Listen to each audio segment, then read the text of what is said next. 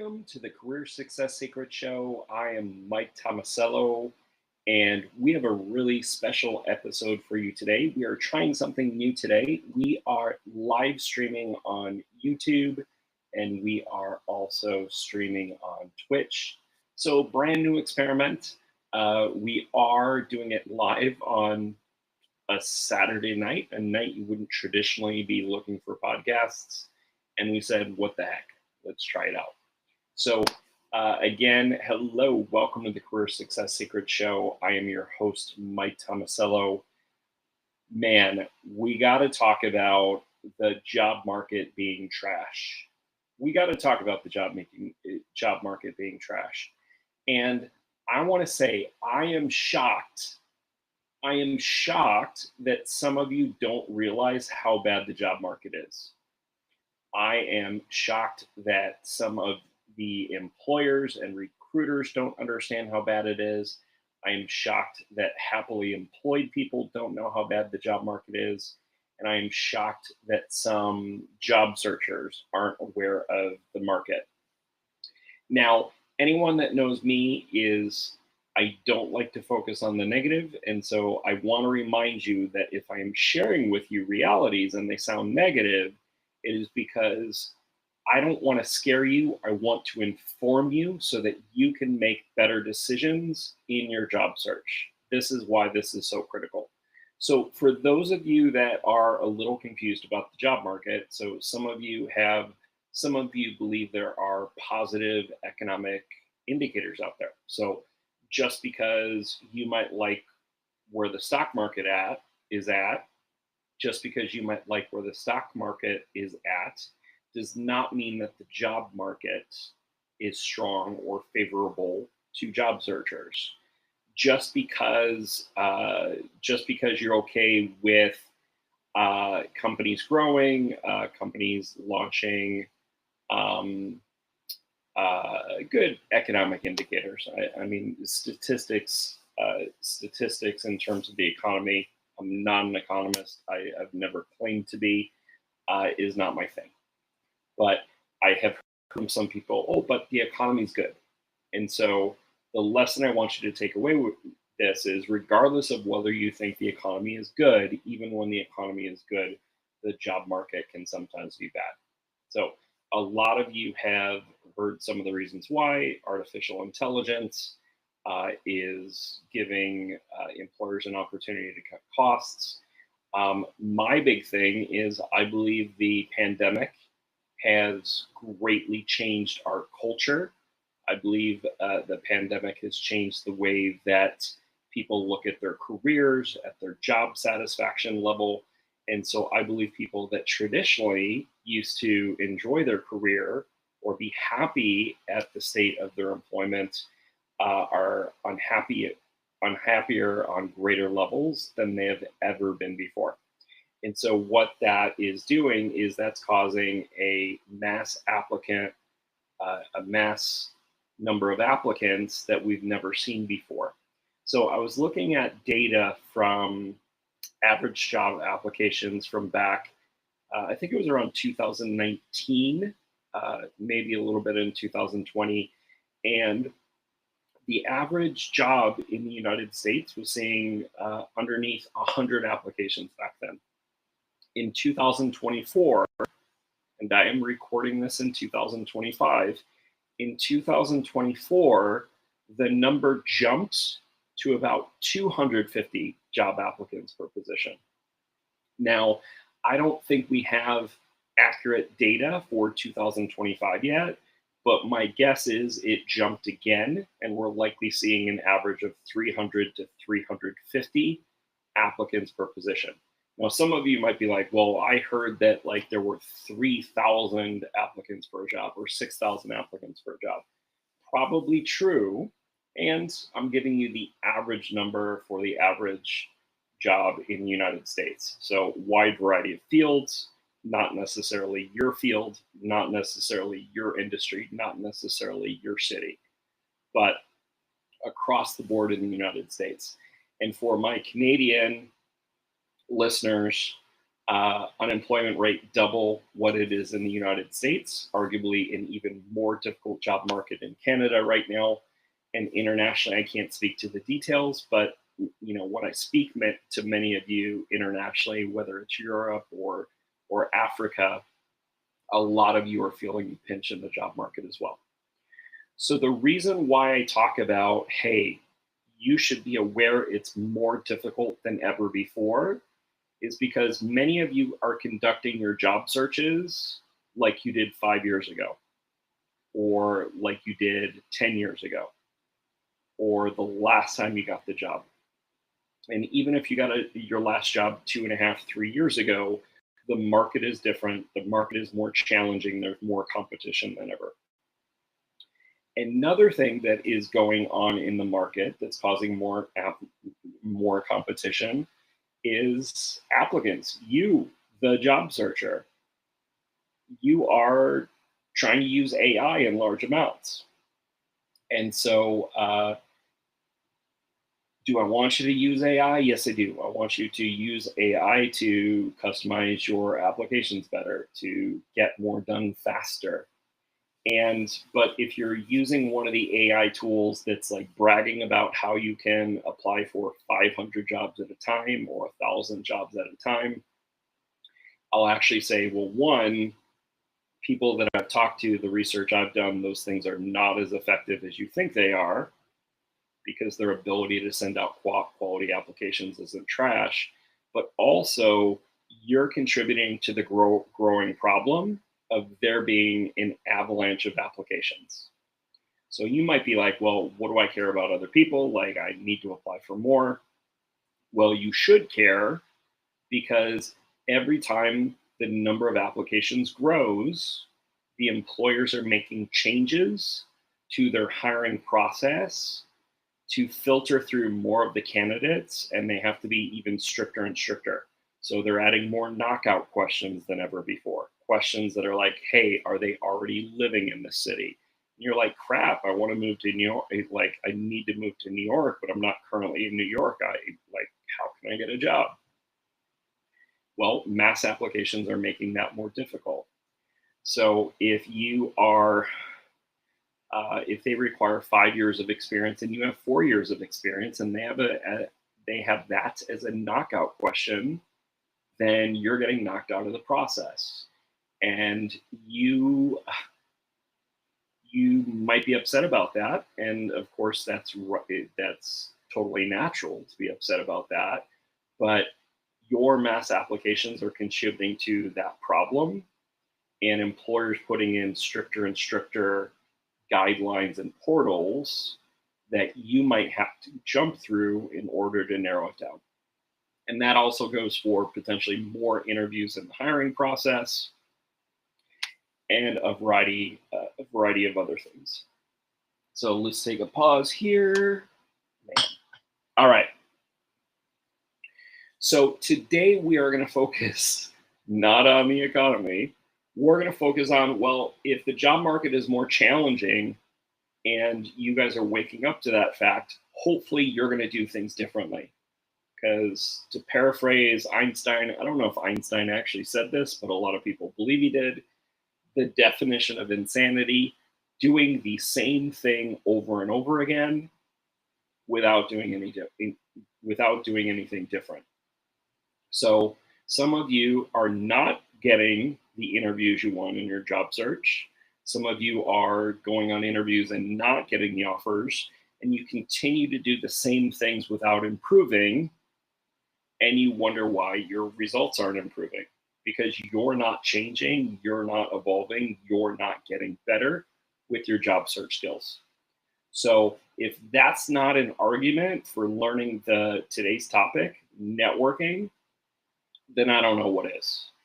So before I forget, because I sometimes forget, we have done a show episode on networking before. So that was networking episode number 6.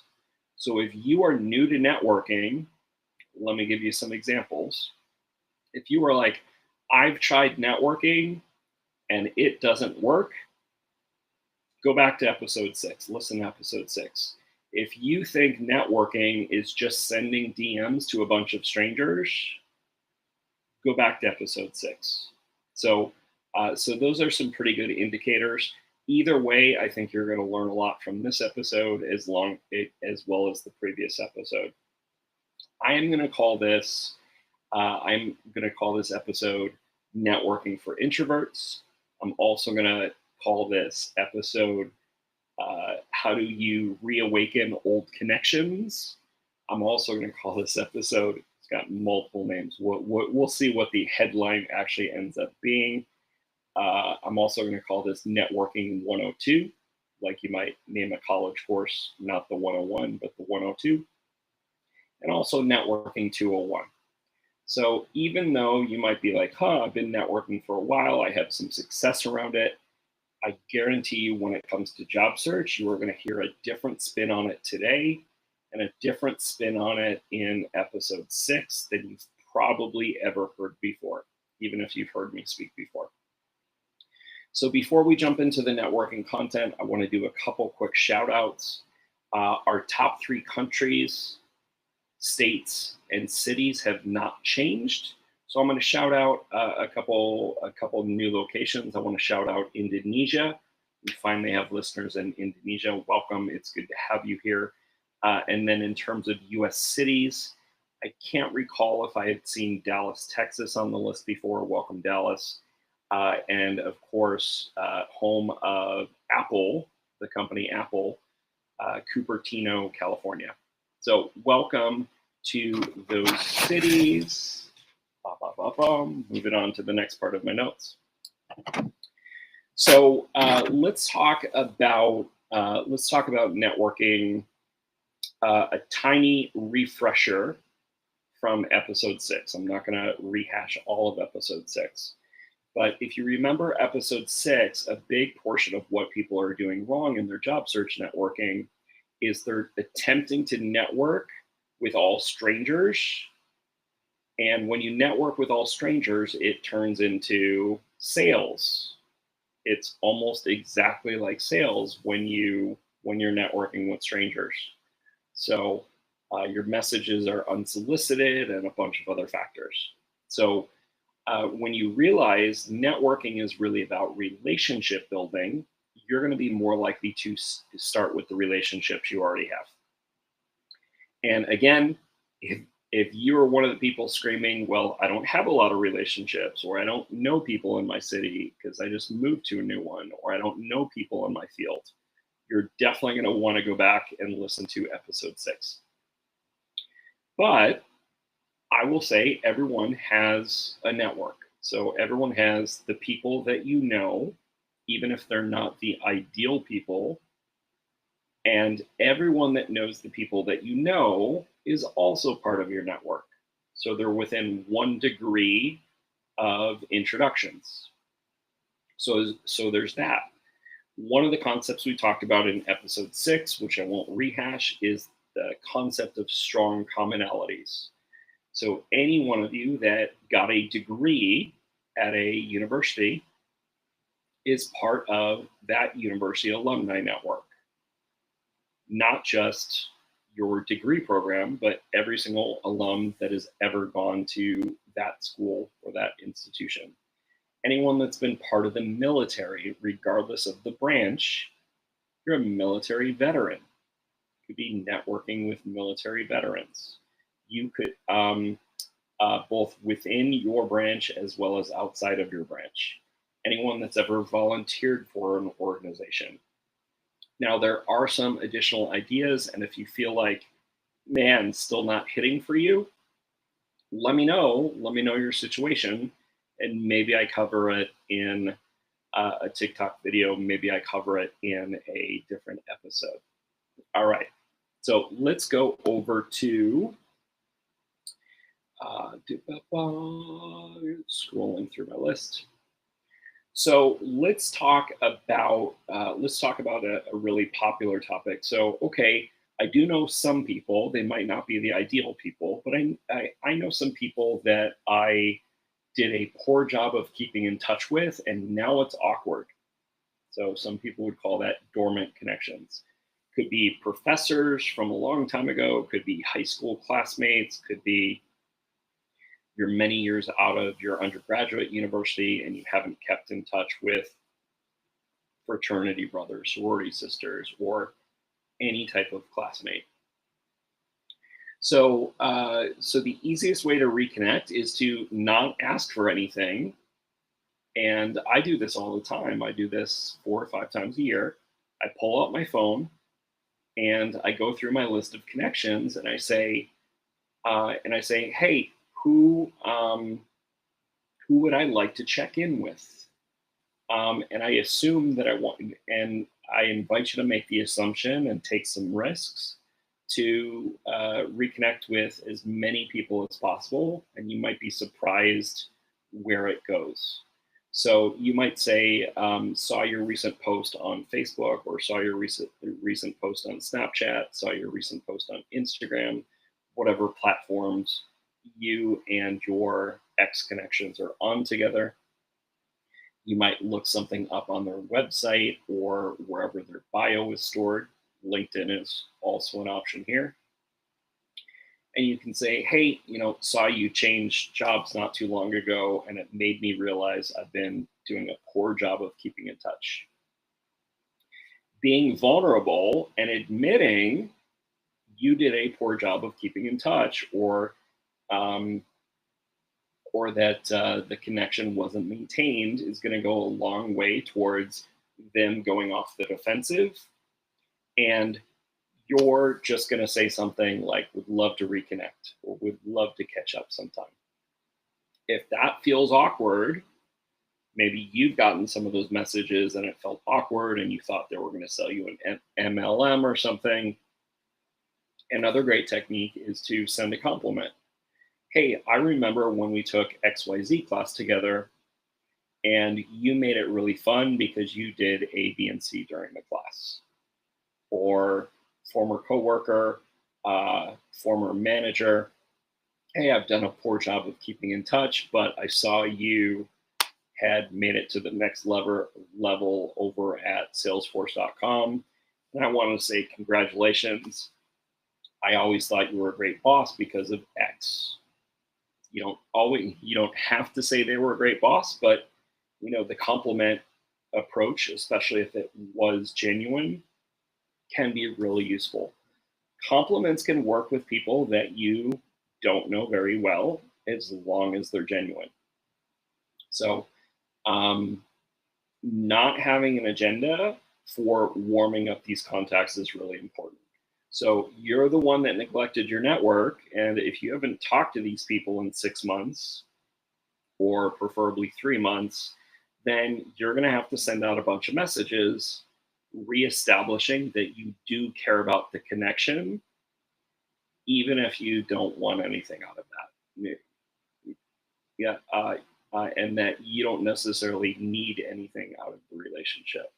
That's going to be a big mind bender for some of you, because some of you are so used to making this transactional and trying to use people. And we need to break you out of that habit, and we need to help you realize these are other human beings on the end, just like you, that don't want to be used. So you have to demonstrate that you care by not asking for something if you haven't spoken to someone in a really long time. And you could even say, hey, I don't reaching out for no reason in particular, just realize I haven't kept in touch. Just curious what you're up to and wanted to say hey. LinkedIn and your favorite social media platform are good for this next tip, in that start wishing them a happy birthday. Start wishing them happy anniversary. When they go on a vacation or something like that, celebrate with them. Like, good juju, good positive energy spreads, and it will come back to you.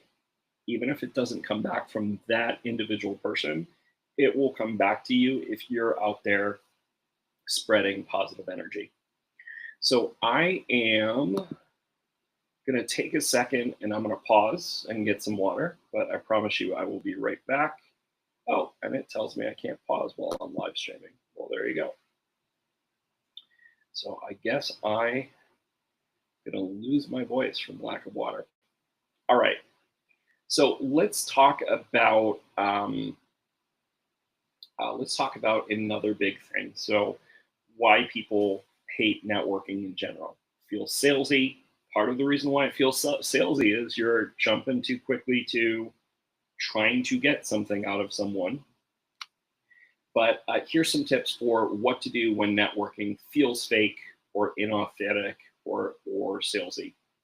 So one, we're gonna look at things from a values perspective. So, and this also connects back to try to reach out to people that you've met before, even if it was just one time.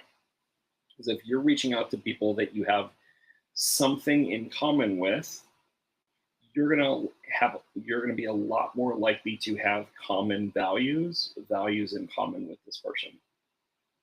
Because if you're reaching out to people that you don't respect or that you don't admire, you're going to end up hating this process. And I don't want you to hate the process. I want you to get comfortable with it. I want you to enjoy it so that you're more likely to do more of it. So we talked in the previous section, we talked about not asking for a big ask right away.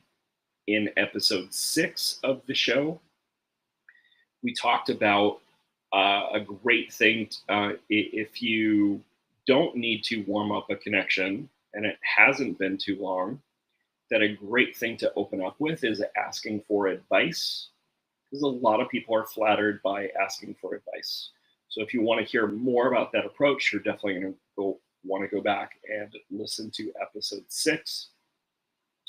But it could be as simple as asking for advice and seeking out learning or a different way of looking at being curious, both being curious about what you could be learning, but also being curious about the other individual. Again, demonstrates that you're a caring person that cares about other people. Now, if you are lucky enough to know something about their industry or their field or what their kids are up to or what their parents are up to or whatever, well, maybe you share a resource or an article or make an introduction for them before you ask for anything. That is a totally advanced move, which I have almost never needed. I will randomly do that for people because I want to add value to people in my network and people I have relationships with. But it's not a necessity if you're doing enough of the other things right. So talk like a human. I want you to adjust templates and conversations to how you would talk to that individual person normally. Each person's potentially going to be different. Ultimately, what we talked about in episode 6 is you're not going to do all of this electronically. You're not going to jump to asking for a favor electronically. You are having verbal conversations with people. Part of the reasons why social audio, not sure if you've heard of social audio, but LinkedIn had it for a while. Twitter, aka X, has Spaces.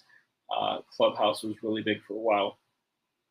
Part of the reason why it took off was not just the pandemic, but people really enjoyed, even if they couldn't see someone, they were connecting with people's energy because they could hear their voice, they could hear the tonality, and you don't get that through written communication.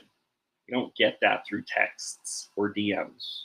Not saying that you can't do your outreach and build through text, but you're going to be a lot more closer with someone. It's kind of like, would you get married to someone that you had only texted and emailed? My guess is no. At some point, you move to verbal conversations, even if it wasn't in person at first. So,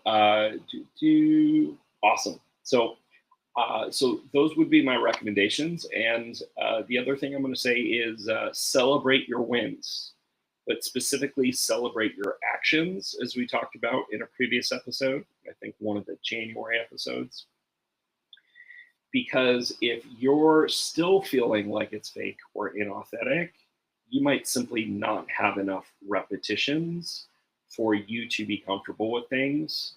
And as with all things in life, if we don't have a lot of experience with something, it's going to be more likely to feel awkward, which our brain can sometimes say, oh, fake or inauthentic. And really, it's just we're uncomfortable. All right.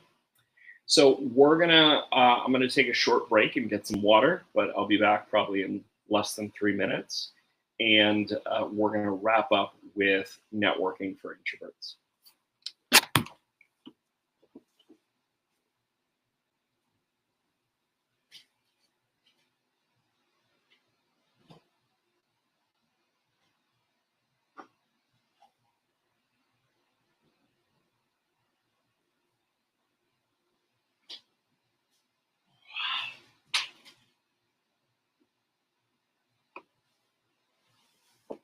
Alrighty, I needed that badly. Thanks for your patience. Mm-mm-mm.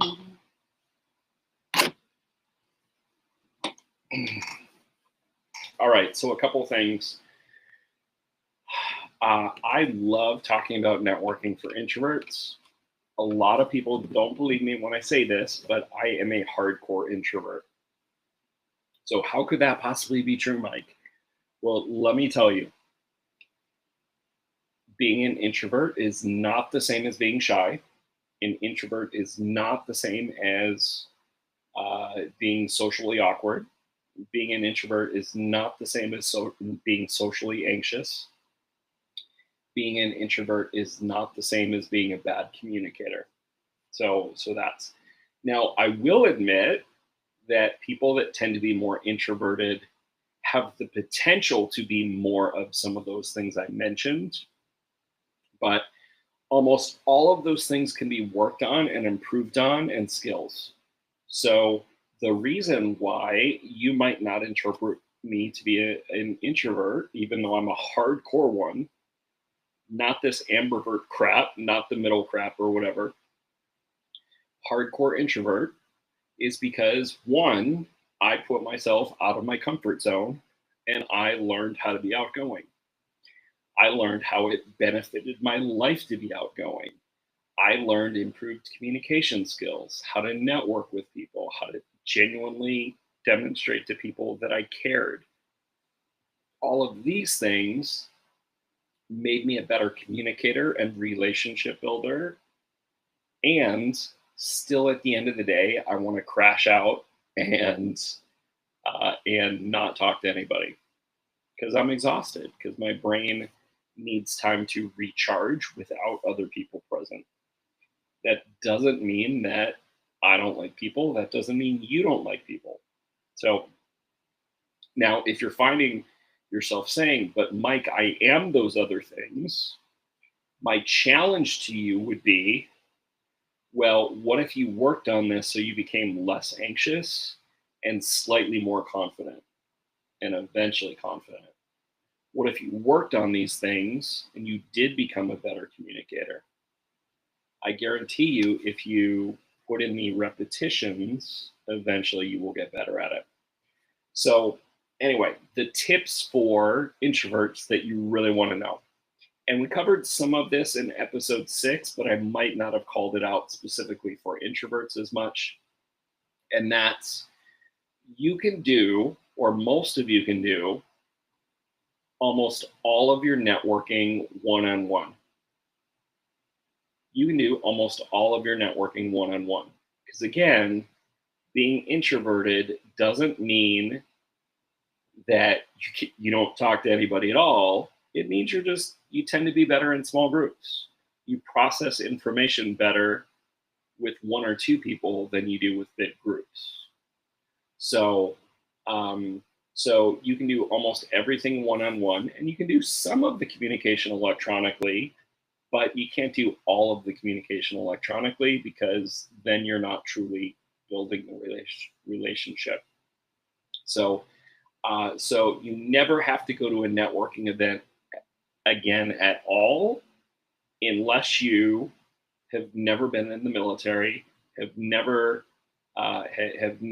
gotten a degree from a university or similar institution, or a couple other things. Now, if you've done one of those things, you probably never have to go to an event ever. Now, are there advantages to sometimes going to events? Sure, because you instantly have a commonality with anyone that goes to the same event. And if you meet them in real life, now you have an excuse to circle back and keep in touch with them and attempt to build a relationship. So that is a great way to supplement things, but I have tons of clients that never go to any events. I rarely go to events anymore, even though I'm really good at it, and meet very high level people that can help you in your career and your job search. All right. So, a couple things. So, one, you're going to prepare in advance for your meetings. In episode 6, we talked about not calling them coffee chats, not calling them informational interviews, but calling them advice conversations. And you don't even have to use those words with people. You just say, hey, I'd love to have a conversation with you. Or I'd love to get your advice. It doesn't have to have a name for what you're doing. So the name can be phone call, the name can be Zoom call. So if you live in the same city as them and you want to meet them in person and that works for your schedule, even better, and not required to be successful. So, so one of the things you're going to do is you're going to prepare in advance, and you're going to have 3 components to your one-on-one conversations with people. And if you're like, Mike, I don't even know how I'm going to invite these people to a conversation, that's something we covered in episode 6. So go go listen to that episode. But you have the conversation scheduled. Now, what do? Well, one, you're going to do some research, and you're going to say, hey, what advice do I want to get from this person? Do I want advice on their company because it's one of the desirable companies that I want to work for? Do I want to get advice on my field? Maybe I'm a software developer, but I'm earlier in my career, and I want to learn how the software development process is different in different industries or different companies, or understand how the problems that we're solving are better. And even though I use the word software developer, I easily could have thrown any job title in there, and the words coming out of my mouth would have applied to almost every single job and industry. So, so you're going to ask a couple things. So you're going to make a list of potential questions. I'd say if you're making a list of 7 to 12 questions, it's likely going to be more than you need because you might go off script. The conversation might go in a different direction. But if you prepare for 7 to 12 questions, you're not going to run out of things to talk about in the conversation. So I don't remember if I covered this in episode 6 or not, but you're going to have 3 components to every conversation. One, you're going to spend 25% of your conversation with someone focused on them, asking them questions about their career, asking them questions about how they got to that company, how they got promoted, how they pivoted into the career that they're currently in.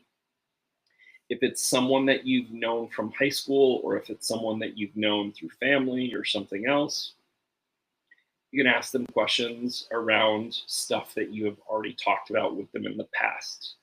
It doesn't have to be around their career or whatnot. But you can't skip this step because otherwise it looks like you don't care about them as a person, which is a serious concern. You're kind of being a jerk if you're skipping right to it. I know some of you are not intentionally being a jerk, but you are. So 50% of your conversation is going to be number 2, and that we sort of already talked about. That's asking advice about anything. That's asking advice about specific companies, getting their advice on resume, getting their advice on being perceived better on paper or verbally as an expert in your field, or your desired level in your field. All of that stuff is fair game. So there's literally hundreds and hundreds of different questions you could be asking about that. Talk to your favorite AI LLM and ask it, what are some questions you could be asking XYZ job title at ABC company, and you'll get a tremendous list that you can sort of choose from. And then last but not least, and a lot of people screw this last part up, it's the wrap up and getting introductions or getting leads. I don't like calling it leads, but wrap up and introductions. So a couple different things on this. Most of you are making the mistake of jumping to asking for introductions, job leads, job openings, referrals right away, and then people don't feel cared about. They feel used. They feel sort of maybe a bait and switch, because if you said you were asking for advice but you didn't ask for advice, it's bait and switch. That's misleading. That's lying.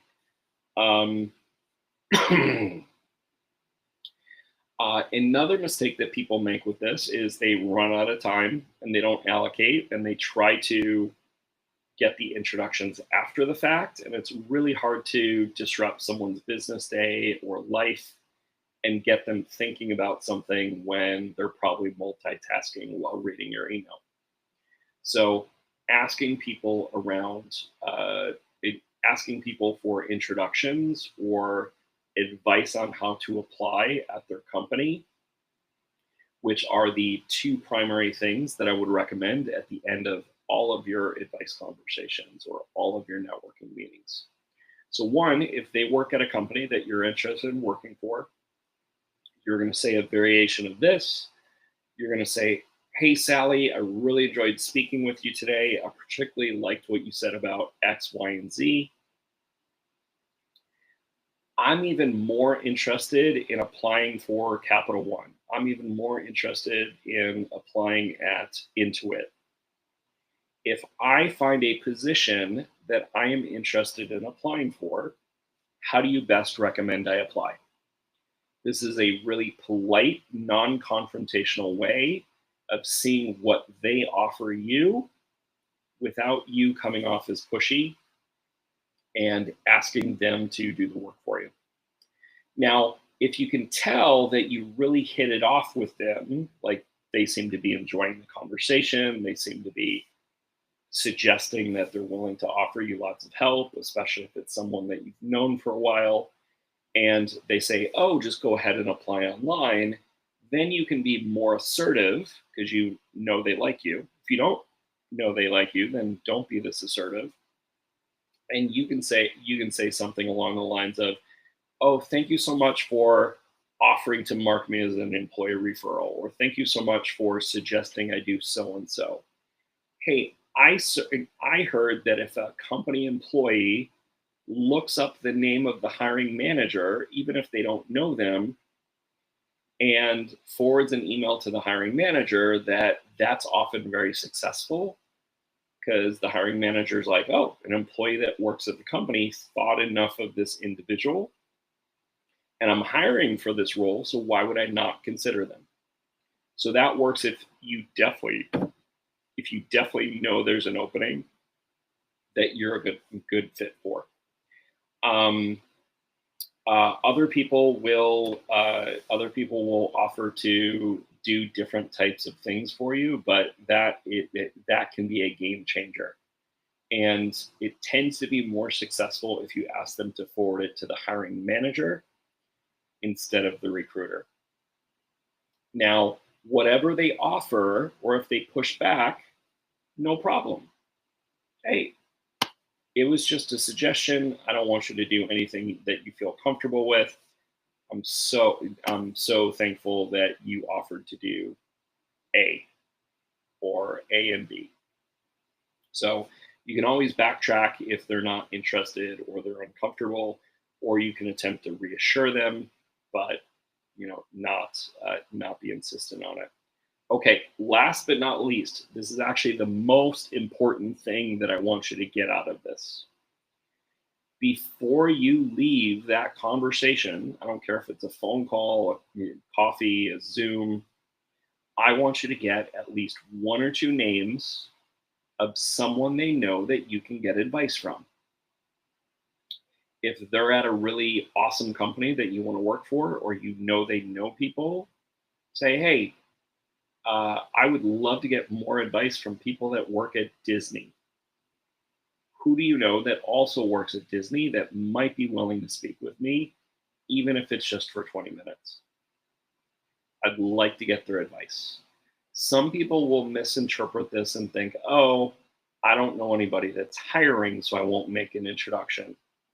So if they say that, or they're hesitant, um, you can actually say that out loud and say, hey, I just want to clarify. I'm just looking to get advice at this point. Even if they are not hiring, I still want to learn more about Disney. Or even if they're not hiring, I'm still looking to meet more directors of software engineering so I can learn more about my craft. Insert a different company, industry, or job title for any of those, and it's 90% assured that they're going to think of someone, unless the meeting just went horribly wrong, in which case you probably don't want to be introduced to people by people that aren't horribly wrong. And then you start the process all over again with advice conversations. If you have enough of those, you will become such an expert at your role, even better than you already think you are. You'll become such an expert at your industry. You'll become such an expert on competitors that you're going to be able to go into future conversations and use that. And it'll sound like you've known the information for years. You're going to be able to go into future interviews and reuse some of the stuff you've learned or in your resume or your application, and you're going to sound even better. And eventually, you're going to run into some of the people you have conversations with are going to be like, man, I really like you. If you see anything you want to apply for, let me know. I will walk your resume down to the hiring manager myself, or I will forward it to the hiring manager with a amazing endorsement. I've had this happen for my career coaching clients. I've had this happen for myself with people that I had never met before that 20 minutes started or that 15 minutes started. It can happen and it does happen. And you probably need to get some repetitions in before you get comfortable with remembering some of this stuff. And that's why for people that work with me on a one-on-one level, I give guides and stuff to choose from, so you don't have to come up with language on your own. But if I did that in a podcast episode, that would just be too much information and be too confusing and stuff like that. So let me check my list and see if there's anything else I wanted to talk to you about. So limit the ask for an advice conversation to 20 minutes. People are more likely to say yes, and we want to maximize the people that say yes. If it's 20 minutes, not 30 minutes, not an hour, not coffee. How do I know this? I've tested the different language, the different words, thousands and thousands of times, and overwhelmingly, even with people you know well, you will get more people to agree to a 20-minute meeting than 30 or more. All right. You're going to follow up with these people, especially if you hit it off, especially if you grew the relationship. Even if they didn't come up with an introduction for you and they said they have to think about it, well, you're sending a thank you email. And at the bottom of the thank you email, you're saying, hey, thank you so much for offering to think about directors of marketing in B2B software that might be interested in giving me advice for 20 minutes. And then you can, if they don't get back to you again, you can follow up in a couple days or a week and say, hey, did you manage to think of any names of XYZ type of people? And usually after 2 reminders, they're going to go back and feel bad and want to do that for you. So, alrighty, well, that's all that I wanted to cover for today. I would love to hear your feedback. So, if you're listening to this on YouTube, it's a great place to leave me follow-up questions or comments about what works for you, what doesn't work for you. I believe you can leave comments on Spotify, and then every other platform that I'm on, especially Facebook. I know some of you younger folks are not on Facebook, but if you go to the links, you will find all the places where I give the most advice, and you can follow up, ask follow-up questions on any of those. So that's it for now. Before I lose my voice, I'm Mike Tomasello. I'm your host. I'm the host of the Career Success Secret Show. Now go out and make your career a great one. It takes you. All right, everybody.